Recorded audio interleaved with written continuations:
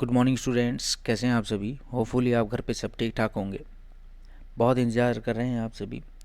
कल भी बहुत सारे मैसेज आए थे मेरे पास, केवल यही जानने के लिए कि सर आपने तो कल का वादा किया था, कल आप वीडियो बना रहे हैं क्यों नहीं बना रहे हैं। तो कल बेटा 2 अक्टूबर था, तो कोई भी जो छुट्टी का दिन होगा तो उस समय हो सकता है कि भाई आपकी वीडियो ना बनाई जाए। लेकिन मैं आपको ये वादा करता हूँ कि मैं शुरू से लेकर लास्ट तक आपको ये जो बायोलॉजी के जितने भी जो चैप्टर्स हैं, इसमें जितने भी मल्टीपल चॉइस क्वेश्चंस हैं, वो सारे के सारे आपको करवाए जाएंगे। तो आज हम करने जा रहे हैं लिविंग वर्ल्ड। आज हम करेंगे केवल रिवीजन। इसके कुछ नोट्स हैं, मैंने बनाए हैं, कुछ नोट्स हैं इसके अंदर। ये सारे के सारे जो नोट्स हैं आपके काम आएंगे। और दूसरी बात ये है कि ये जो नोट्स हैं, इनके अलावा मल्टीपल चॉइस क्वेश्चंस करवाए जाएंगे। वो आपको जैसे एक चैप्टर जैसे कंप्लीट हुआ, दूसरे दिन आपको क्या है, नोट्स करवाए मल्टीपल चॉइस के क्वेश्चन आंसर्स कराए जाएंगे। तो आप इनको अच्छे तरीके से कीजिएगा। जो बच्चे एचटेट, टीजीटी और पीजीटी की तैयारी कर रहे हैं तो ज़रूर मेरे चैनल से जुड़ें, क्योंकि सारे के सारे जो टॉपिक्स हैं आपके क्लियर भी होंगे और आप एग्ज़ाम में अच्छे स्कोर भी कर पाएंगे। चलिए स्टार्ट करते हैं हम। पहला टॉपिक है हमारा द लिविंग वर्ल्ड। तो बच्चों, लिविंग वर्ल्ड क्या होता है, क्या समझते हैं आप लिविंग वर्ल्ड से। लिविंग वर्ल्ड का मतलब होता है कि भाई हमारी इस अर्थ के ऊपर जितने भी लिविंग ऑर्गेनिजम्स हैं, जैसे कि भाई प्लांट्स, एनिमल, माइक्रो ऑर्गेनिजम्स, है ना, वो सारे के सारे किस में आते हैं, लिविंग वर्ल्ड में आते हैं। और लिविंग ऑर्गेनिजम्स की नॉर्मली अगर फीचर्स अगर देखे जाते हैं, वो क्या क्या है, ग्रोथ, रिप्रोडक्शन, मेटाबॉलिज्म, कॉन्शियसनेस और लाइफ स्पैन। ये 5 चीज़ें हैं, 5 चीज़ें हैं जो बहुत ही इंपॉर्टेंट होती हैं किसी भी लिविंग ऑर्गेनिजम्स के लिए। तो यहाँ मैं आपको बताऊँ तो हम कह सकते हैं all process of life occur in the protoplasm. जो पूरी की पूरी जो लाइफ जो अकर करती है ना, वो कहाँ होती है, प्रोटोप्लाज्म। सेल के अंदर जो लिक्विड जो सब्सटेंस होता है उसको क्या बोलते हैं, हम प्रोटोप्लाज्म कहते हैं। हेंस यही हक्सले राइटली ने ये बात कही थी। तो इसलिए जो प्रोटोप्लाज्म है वो क्या है, as the physical basic life it is known as the living matter because it shows all properties of life. देखो बेटा, पहली बात तो ये है, ये क्या है, सेल है। सेल के अंदर क्या है, बीच में बेटा न्यूक्लियस है, और न्यूक्लियस के चारों तरफ आप देख पा रहे हैं जेल सब्सटेंस प्रेजेंट है। अगर हम कहें सेल मेम्ब्रेन के अंदर जितना भी जेली सब्सटेंस प्रेजेंट है उसको हम क्या कहते हैं, प्रोटोप्लाज्म कहते हैं। कौन थे ये कहने वाले, ये कहने वाले कौन थे, हक्सले राइटली थे। तो हक्सले राइटली की आप ये बातें स्वीकार करेंगे। तो चलिए, उनका ये मानना था कि भाई एक सेल के अंदर जितना भी जो लिक्विड सब्सटेंस होता है उसी की वजह से सेल क्या है, लिविंग है। फिर चलते हैं हम नेक्स्ट। तो बायोडाइवर्सिटी आपने देखा होगा।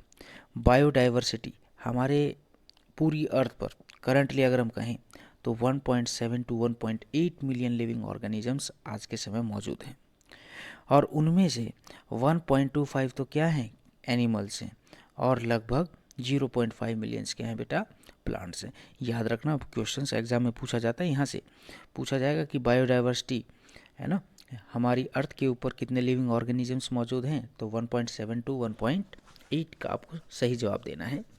और लगभग 1.25 क्या है, एनिमल्स हैं, मतलब 0.5 मिलियंस क्या है, प्लांट्स हैं। तो सिस्टमैटिक्स क्या है भाई, यूज ऑफ सिस्टमैटिक्स। सबसे पहले हम क्या करते हैं, तरीका क्या है, हमें कोई भी लिविंग ऑर्गेनिजम्स को अगर हमें स्टडी करना है तो हम करते कैसे हैं। तो सबसे पहले आइडेंटिफाई करते हैं बच्चों, क्या करते हैं, आइडेंटिफाई, फिर नॉमेनक्लेचर करते हैं, और फिर उसके बाद क्या करते हैं, क्लासीफाई करते हैं। ध्यान रखना, सबसे पहले आइडेंटिफाई करेंगे आप, फिर नॉमेनक्लेचर करेंगे, और फिर उसके बाद ही क्या होगा, क्लासिफिकेशन होगा। तो बायोलॉजिकल नॉमेनक्लेचर की अगर हम बात करते हैं तो ये कैसे किया जाता है, इसका मतलब होता है for providing scientific name to known organism. जैसे मम्मी पापा ने हमारा नाम रखा है ना, आपका भी रखा होगा। तो उसी प्रकार से जो जितने भी साइंटिस्ट होते हैं जब रिसर्च करते हैं तो नॉर्मली बात है किसी ना किसी को तो नाम दिया जाएगा। अब कोई भी प्लांट है तो उसको साइंटिफिक नेम देने का काम किया गया था। तो सबसे पहले डिवाइड किया गया जेनिक, जो पहला जो 2 कंपोनेंट के अंदर क्या किया था, डिवाइड किया गया था। जैसे साइंटिफिक नेम देते हैं ना किसी को भी, तो 2 कंपोनेंट्स की सहायता से ही दिया जाता है। एक तो था जेनेरिक नेम जिसको जेनस कहा जाता है, और फिर होता है स्पेसिफिक एपिथेट जिसको हम स्पीसीज के रूप में बोलते हैं। अच्छा, ये देने वाला कौन था, मतलब ये काम करने वाला कौन था, मतलब सबसे पहले ये साइंटिफिक नेम दिए किसने, तो ये जो नॉमेनक्लेचर जो दिया था ना सबसे पहले, उसका नाम था कैरोलस लिनस। तो ये क्वेश्चन ज़रूर बनेगा, आपसे पूछा जा सकता है, the system of nomenclature was provided by, तो किसने दिया, कैरोलस लिनस। बहुत बार आ चुका है, एस्टेट के अंदर भी पूछा जा चुका है ये क्वेश्चन। अगला है यहाँ पर, अगर आप ध्यान से देख पा रहे हो तो अगला है यहाँ पर टैक्सोनॉमिक कैटेगरीज। टैक्सोनॉमिक कैटेगरीज का मतलब क्या होता है कि हम क्या करते हैं भी, हायरकियल क्लासिफिकेशन करते हैं ऑर्गेनिजम्स की, और डिफरेंट डिफरेंट लेवल्स में क्या करते हैं, उसको डिवाइड कर देते हैं। भाई उसके खाने का तरीका क्या है, वो कौन सी ऑर्डर से है, कौन सी फैमिली से, कौन से जीनस से, ऐसे इस प्रकार से क्या किया जाता है, इनको अलग अलग कैटेगरी के अंदर डिवाइड कर दिया जाता है।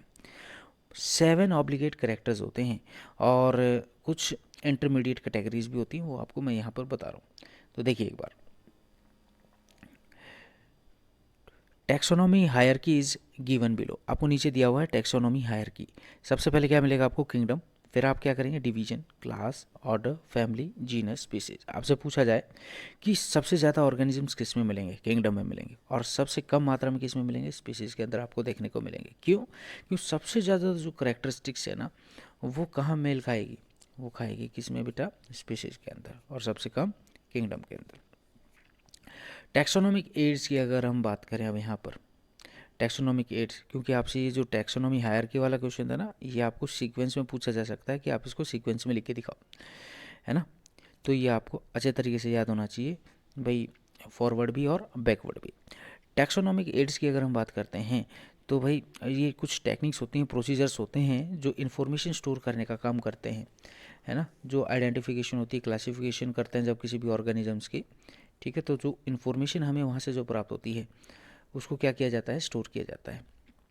तो उसको हम बोलते हैं टैक्सोनॉमिक एड्स। कैसे करते हैं हम, हर्बेरियम के, museum, zoological park, botanical garden और की, ये 5 तरीके हैं जिसके तहत हम क्या करते हैं भाई, इंफॉर्मेशन क्या करते हैं, स्टोर करने का काम करते हैं। चलिए, की स्टोन क्या है, specific keystone species determine the biotic structure of the entire commonly. अगर की स्टोन की अगर हम बात करें तो क्या है भाई, ये बायोटिक स्ट्रक्चर को ही क्या करता है, डिटरमाइन करने का काम करता है। टैक्सोनॉमी को 3 टाइप्स में क्या किया गया था, डिवाइड किया गया था, उसका नाम था टोरिल। देखो बहुत कम बच्चे टोरिल के बारे में जानते हैं, तो मैं आपको पहले वही अवेयर करा देता हूँ। ये जो ट्यूरिल थे 1938 में आए थे, इन्होंने टैक्सोनॉमी को 3 टाइप्स में डिवाइड किया था, अल्फ़ा बीटा गामा में। तो देखिए भाई, अल्फ़ा टैक्सोनॉमी की अगर हम बात करें तो इसका मतलब क्या होता है कि यहाँ पर हम क्या कर रहे हैं, कलेक्शन कर रहे हैं, आइडेंटिफिकेशन कर रहे हैं ऑर्गेनिजम्स की, किसके आधार पे, ग्रॉस मॉर्फोलॉजी के आधार पे, फील्ड के आधार पे, हर्बेरियम स्टडीज़ के आधार पे, और helps to compile monograph and flora and to identify plants, it is classify taxonomy. तो इसी को क्या कहा जाता है, टैक्सोनॉमी कहा जाता है। इनका मेन मोटिव ये था कि ऑर्गेनिजम्स को हमें क्या करना है, कलेक्ट करना है, आइडेंटिफाई करना है, और बहुत सारी उसकी जो मॉर्फोलॉजी है, फील्ड है, हर्बेरियम स्टडी है, उसको पूरी कंप्लीट करनी है, और पूरा कंप्लीट प्लांट को क्या करना है, स्टडी करना है, आइडेंटिफाई करना है, वही क्या कहलाएगी, अल्फ़ा टैक्सोनॉमी के अंदर आएगी। फिर आ जाती है इसके बाद बीटा टैक्सोनॉमी। बीटा टैक्सोनॉमी की अगर मैं बात करता हूँ तो इसमें भी हम क्या करते हैं, कलेक्शन करते हैं, आइडेंटिफिकेशन करते हैं। लेकिन अब यहाँ ध्यान से सुनिएगा, अब हम यहाँ कलेक्शन और आइडेंटिफिकेशन करते ज़रूर हैं, लेकिन किसके आधार पर, एविडेंसेस के आधार पर, मॉर्फोलॉजी के आधार पर, जेनेटिक्स, साइटोलॉजी के आधार पर, मतलब सेल की बनावट क्या है, एनाटॉमी के आधार पर, फिजियोलॉजी के आधार पर, तो वो कहलाएगी बीटा टैक्सोनॉमी कहलाएगी बच्चों। वो क्या कहलाएगी, बीटा टैक्सोनॉमी कहलाएगी। थर्ड आ जाते हैं ओमेगा टैक्सोनॉमी। क्या है, ओमेगा टैक्सोनॉमी, बहुत ही इंपॉर्टेंट है। तो इसमें देखिएगा माइक्रोस्कोपिक ऑब्जर्वेशंस होती हैं, बायोकेमिकल एविडेंसेस होते हैं, वो इक्विवेलेंट होते हैं न्यू सिस्टमैटिक्स के, या हम कहें मॉडर्न टैक्सोनॉमीज़ के। तो and based on the phenetic classification, तो वही क्या कहलाएगी, ओमेगा टैक्सोनॉमी कहलाएगी। अब यहाँ ध्यान से सुनना कि ये जो क्वेश्चन है ना, ये इंडिया वाले क्या करते हैं, एस्टेट के अंदर इंडिया वाले की चीज़ों को ज़्यादा कंसिडर किया जाता है। तो आपसे पूछा जाए फादर ऑफ इंडियन टैक्सोनॉमी कौन से हैं, तो फादर ऑफ इंडियन टैक्सोनॉमी, अच्छे से ध्यान रखना, एच संतापू। क्या है, एच संतापाऊ। विलियम रॉक्सबर्ग क्या है, father of Indian botany and Indian herbaria के नाम से जाना जाता है। विलियम रॉक्सबर्ग, इसको फादर ऑफ इंडियन बॉटनी या फिर हम कहते हैं इंडियन हर्बेरिया के नाम से जाना जाता है। ये जो टैक्सोनॉमी है, ये जो टर्म किसने दी थी, ये दी थी कैंडोल ने, एपीडी कैंडोल 1813 में। इन्होंने एक थ्योरी लिखी थी एलिमेंटियर डी ला बॉन्टेक, है ना, बोटेनिक। और इन्होंने एक थ्योरी लिखी थी बुक में, द थ्योरी का नाम क्या था, एलिमेंट्री डी ला बॉन्टेक। और किसने दी थी ये, एपीडी कैंडोल ने।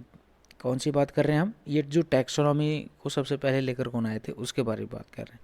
फिर आता है जो टर्म है सिस्टमेटिक, इसका उपयोग स्वीडिश बोटेनिस्ट, टर्म क्या है सिस्टमेटिक, किसने दिया, स्वीडिश बोटेनिस्ट था, डॉक्टर था, जिसका नाम क्या था, लिनस था, जिसको फादर ऑफ टैक्सोनॉमी के नाम से जाना जाता है।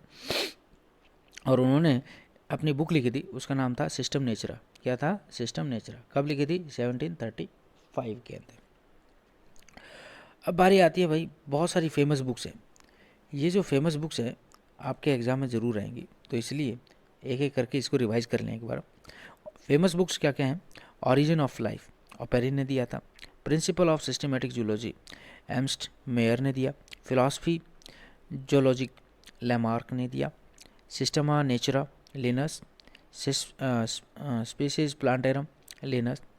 Genera plantarum, genus. Philosophia botanica, Linnaeus. तो ध्यान से सुनना, प्लांट की जब भी बात आ जाए ना तो कंप्लीट आप क्या कहेंगे, लिनस। और थोड़ा सा अगर ओरिजिन ऑफ लाइफ के बारे में पूछा जाए तो बोलना ऑपेरिन। और सिस्टमेटिक जूलॉजी के बारे में तो एमरेस्ट मेयर। और फिलोसफिकल जूलॉजिकल की बात किया जाए तो लेमार्क। ये चीज़ें आपको याद रखनी पड़ेंगी। फिर आता है नेक्स्ट, हमारा टॉपिक है कोरिलेटेड कैरेक्टर्स क्या होते हैं। कोरिलेटेड कैरेक्टर्स क्या होता है भाई, common characters, common features.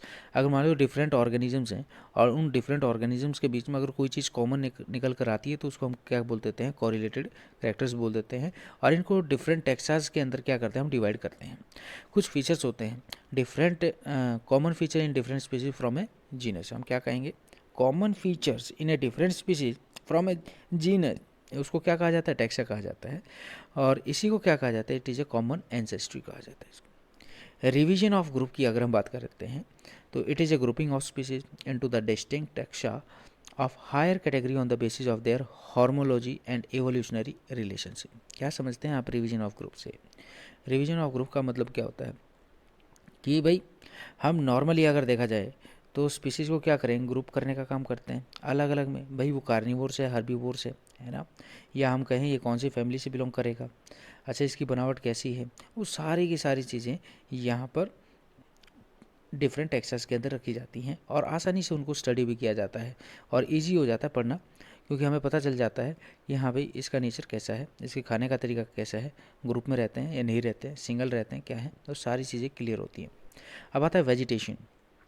Vegetation का मतलब क्या होता है, फ्लोरा एंड फौना लिस्टेड। इसमें एरिया मतलब वो एरिया जहाँ पर पेड़ पौधे और जीव जंतु सारे के सारे पाए जाते हैं, वेजिटेशन कहलाता है।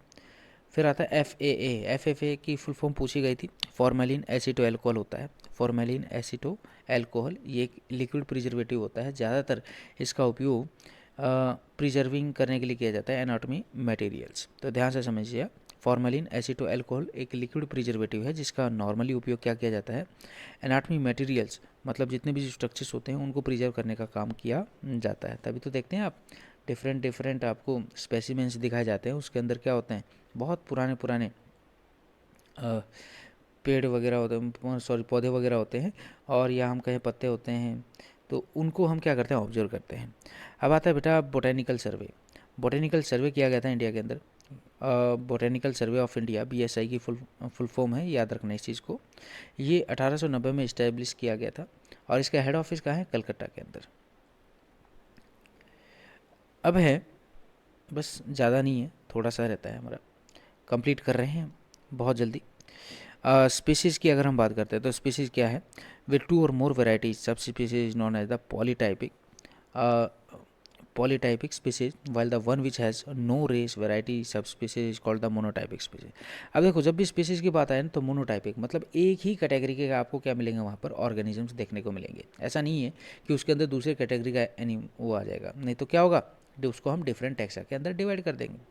जैसे हॉर्स है ना, हॉर्स है और डंकी है, और उसका जो बीच वाला है वो क्या बन जाता है, खच्चर बन जाता है ना, भाई घोड़ा गधा, बीच में क्या बनेगा, खच्चर बनेगा। तो इसका मतलब क्या हुआ, ये फैमिली से तो एक ही से बिलोंग करते हैं, लेकिन पर्टिकुलर स्पीसीज क्या है, अलग अलग है। तो ध्यान रखना, तो इसलिए इसको मोनोटाइपिक स्पीसीज कहा जाता है।